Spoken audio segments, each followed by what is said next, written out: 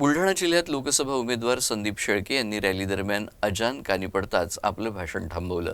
त्यांनी केलेल्या अजानाचा सन्मान चर्चेचा विषय ठरला आहे।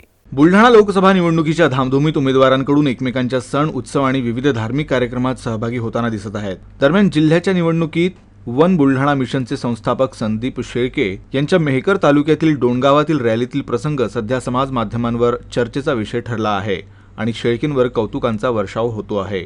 शहरातील रस्त्यावरून शेळके यांची रॅली जात होती। दरम्यान अचानक त्यांच्या कानात अजानचे शब्द पडले आणि शेळके यांनी आपलं भाषण थांबवलं।